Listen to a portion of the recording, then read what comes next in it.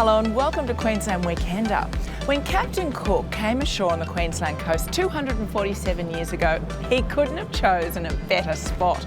The coastal townships of Agnes Water in 1770 are renowned for their natural beauty, but also as being the gateway to the stunning southern Great Barrier Reef. And best of all, they're a lot closer than you think. Yep, it's just a 4-hour drive from Brisbane, or 90 minutes from Gladstone and Bundaberg to the Discovery Coast. No high-rises, no crowds, not even a set of traffic lights. Just happy families enjoying an old-fashioned holiday. On today's episode, I'll be showing you everything this patch of paradise offers, including all the fun of the 25th annual Captain Cook 1770 Festival.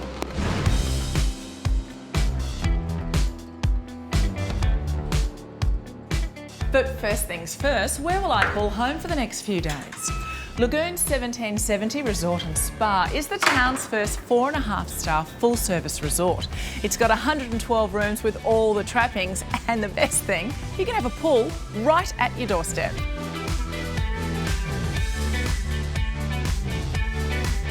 And the rooms aren't the only spaces with great views of the pool. The resort's Plantation restaurant is a terrific spot to dine or to just enjoy a cocktail.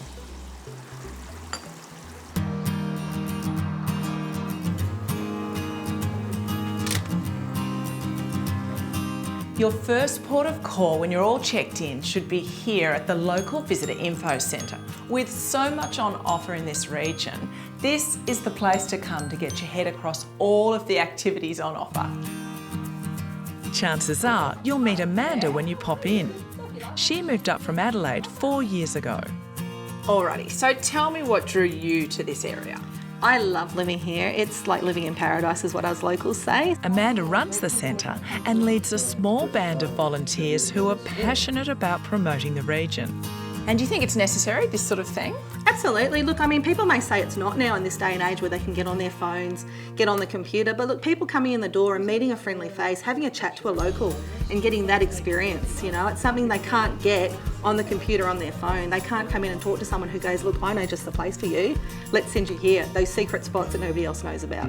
With Amanda's help, I've chosen the first magical experience on my Discovery Coast adventure.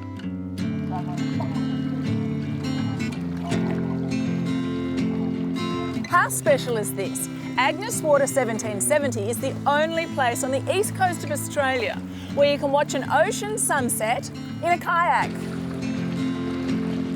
1770 Liquid Adventures offer paddling tours that take in the best beauty spots along the coastline. Work it, girls, boys. The sunset tour lasts over 2 hours. Now that might sound strenuous, but I'd describe it as a gentle workout. This is actually much easier than I thought it was going to be. All the gear is provided, including delicious snacks, courtesy of our guide, Yanina. She's a big fan of the area, having decided to settle here the very first time she visited. So you're never going to leave? Oh, never say never. Maybe when they built the first traffic light, we always said. Yanina quickly decided the best way to share her love of 1770 was with a bit of paddle power. We have beginners and we have all ages come and do this, so it's really something everyone can do as long as you've got a little bit of fitness and a little bit of ability to swing your arms around. And they're very stable kayaks, hardly anybody ever falls out. Hardly, I like that.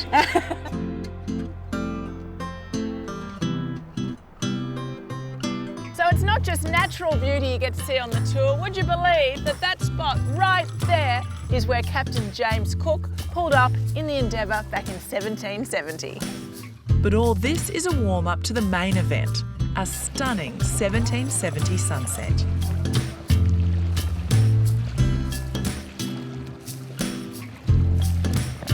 Look at this, sunset, pelicans. Look at them just paddling along fast. Keep up with us. I need a camera. That's beautiful.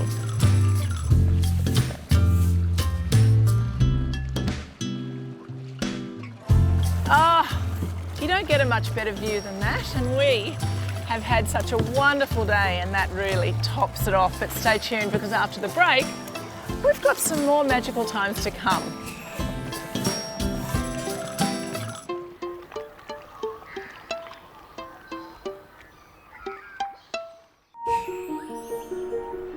When Captain Cook arrived at Bustard Bay in the year 1770, what he saw is what you see now.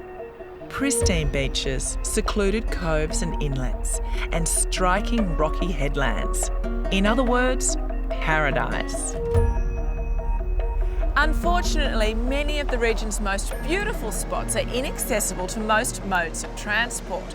So what you really need is a vehicle that can handle anything. Luckily at Agnes Water 1770, there is a vehicle up to the task. It's called a lark, or lighter amphibious resupply cargo vessel.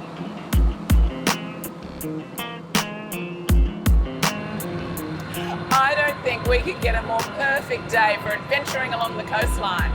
Take a look at this. Look like fun? Then head out with 1770 Lark Tours.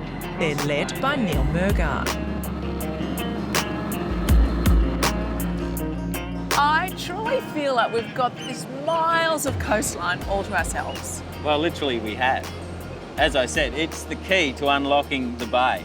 Like, the bay is just laid out here before us, and the fact that we have our marine mode and our beach mode, it gives us the full access that we need. Neil's Larks are original US Army vehicles that were built in the mid-60s. She has got a lot of character. Tell me some of her quirks. The Lark has got some pretty amazing capabilities, and one we won't be trying today is a self-righting capability. So essentially, according to the manual, if we were to capsize, 30 seconds later, we'd come back upright. Let's not try it. Let's not try that. Yes. It will also climb a 60% incline, and we will be putting that to the test this morning as we scale the headland. So we've got a bit of full driving action coming right up. But before we get onto that, there's a bit of fun to be had on nearby Middle Island.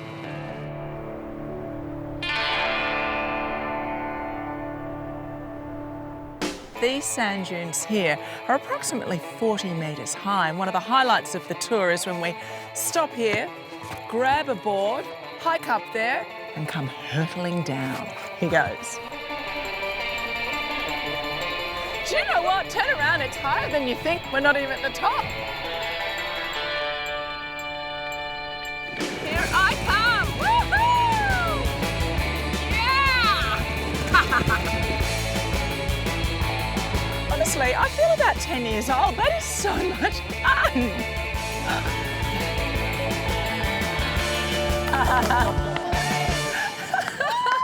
Okay, these brave, daring young men have gone for the trickiest and most dangerous part of the sand dune. They've gone even higher, it's steeper, and hopefully they'll have a water landing. Go!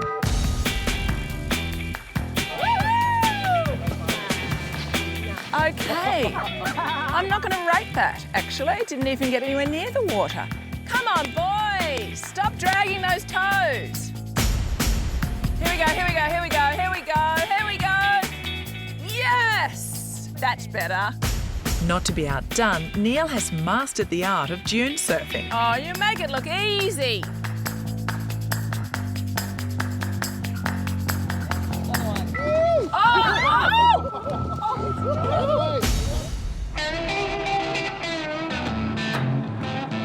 A change of gear now as we climb the headland. There's something we guarantee about this view. It's the best aerial view you will ever get from a boat.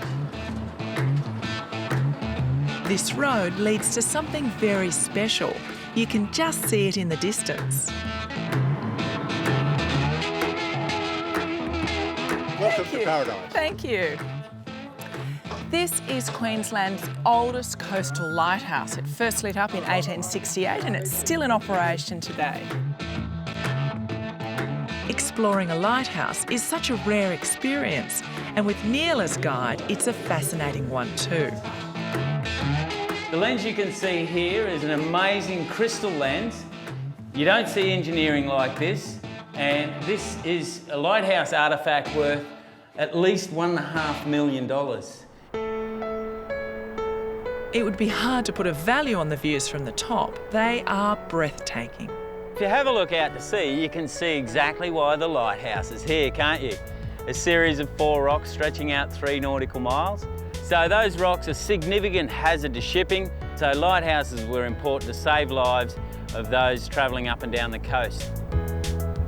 As the lighthouse is almost 150 years old, its upkeep and that of the grounds is a big job. And for the next month, it's the responsibility of volunteers Robin and Rod Baines from Tweed Heads. We love the romance, the history of lighthouses. And when we saw that there is the opportunity to come up here and be volunteers, we jumped at the opportunity. Throughout the year, volunteers are invited by the Bustard Head Lighthouse Association to apply for the privilege of being lighthouse keepers. For many, it's a dream come true. And what do you have to do as the volunteers, besides just enjoy it? Well, yes, there is a lot of work to do because we are caretakers. And so we have to maintain pristine conditions here. We also have to conduct tours of the museum for the lark visitors that come up. I love to get them to think back to what it would have been like to be an early light keeper, because life was very tough back then. They had no refrigeration and supplies only came, say, once a month if they were lucky. This would have to be the prize piece of all the collection here, I'd say. This is ballast that was in the Endeavour, James Cook's ship. It was found in 1969, and here it is now. If you think that's impressive, join me after the break as I meet James Cook himself at 1770's fun-filled annual festival. We might claim you for England and the Queen. Oh, well, why not? Yes. Why not indeed? Was the Queen? King. Sorry, the King. King.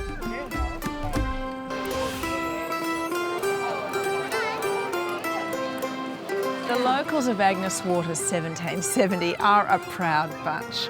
Proud of the paradise they call home and of the role it has in Australia's early European history. So, once a year, they throw a party to celebrate. The Captain Cook 1770 Festival is in its 25th year. It's a weekend of fun for the whole family that includes live entertainment, a street parade and much more. Each year, festivities kick off with a reenactment of Cook's Landing, starring a cast of colourful locals. Look at all the flora and fauna here. The star of the show is undoubtedly the poor busted bird who meets an untimely end. We shall feast tonight. When the show is over, visitors are welcome to meet Cook and his crew. Welcome to Australia, you two. Oh, thank you very much. Are you one of the natives? I am actually, yes, I am now. Any natives? You're both locals. Yes. Yes. And we support the community and their silly things that they do. Well, just one word of warning. Yes. Watch out for the reef. Local actors aren't the only ones doing their part. Chris Dearboyts has dreams of getting the festival international recognition. Chris has got 2 passions in life, stand-up paddleboarding and his dogs. So he's going to mash those 2 together, and today he's going for a world record, the most dogs on a stand-up paddleboard. The record stands at 17, and if there's one man who can break it, it's Chris. He's a former world champion surfer who introduced stand-up paddleboarding to Australia. And he's a renowned dog trainer, or as he calls it, dog whisperer. You're going to be strong enough to paddle with 25 dogs on. We can do so long as it's not windy, because then that blows us around. The problem I have had is I haven't figured out how to teach the dogs to paddle.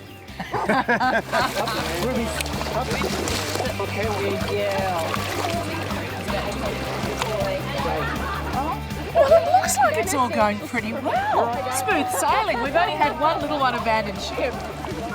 But that looks almost record-breaking to me. Well, they've done it. 25 dogs on a stand-up paddleboard, and they've had a voyage. Woohoo! How does it feel? Oh, well, no scuffles. It feels great. Nice one. What do you say, Gabe? So next time we'll take them in the surf.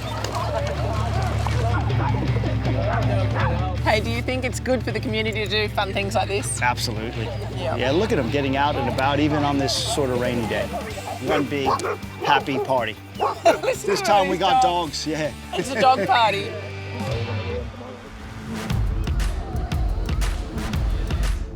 Once the sun sets, the party really gets going. There's food stalls, rides and entertainment.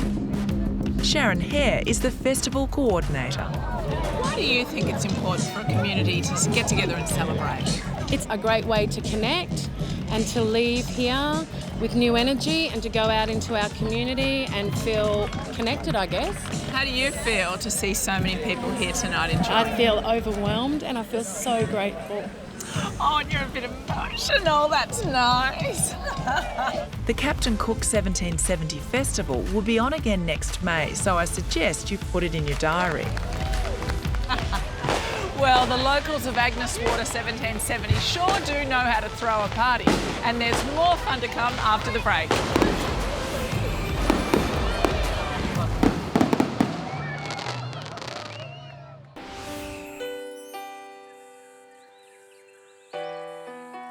When many of us think of the Great Barrier Reef, we think of Whitsundays or Cairns. But let's not forget the southern Great Barrier Reef. It's just a short car drive north of Brisbane, and then from Agnes Water 1770, it's a short boat trip to one of the most spectacular sections of reef you will see anywhere.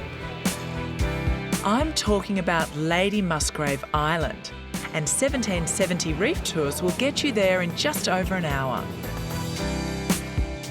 Well, there she is, a jewel in the crown of the southern Great Barrier Reef. Lady Musgrave is a pristine and unspoilt coral cave, but it's what's inside the lagoon that really blows people away. You can get your first glimpse of what lies beneath on board the glass-bottom boat. Our guide today is Marcus. There is over 1,600 different fish on the Great Barrier Reef. Oh, turtle!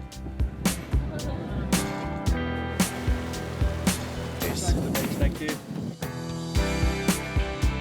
The walking tour of the island is a must-do. It's only 20 hectares, but there's so much to discover, like the incredible Personia forest.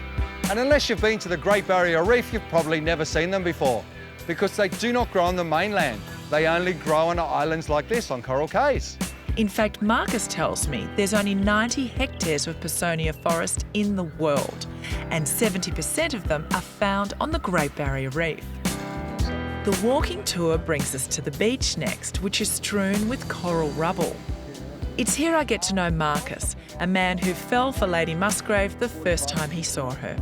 I would spend anywhere from 2 to 8 weeks a year on this island.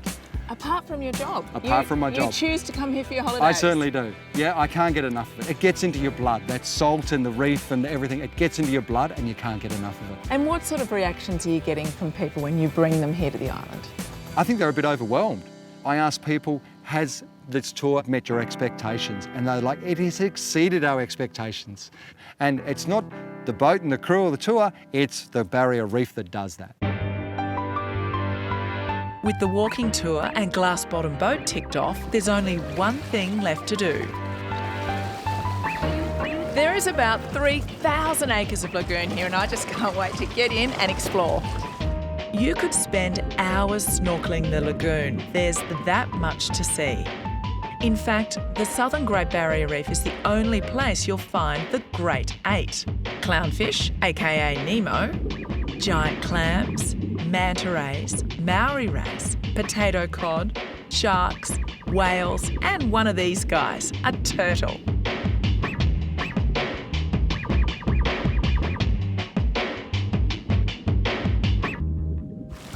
I can't believe how lucky we Queenslanders are to have this right on our doorstep. I didn't quite see all of the Great 8. Oh, I gave it a good shot. Fellow snorkelers Olivia and Chris have driven up from the Gold Coast, and as you'd expect, they've been totally blown away. What do you think the best thing about this area is? Oh, just that it's so easy to get to from the Gold Coast. It's just a bit of a drive and you're here and it's the Barrier Reef. You don't have to spend time in airports. For more information on everything I've shown you on the show today, visit the Gladstone Region Tourism website. And more inspiration can be found on queenslandweekender.com.au. You can also keep up with our travels on Facebook and Instagram.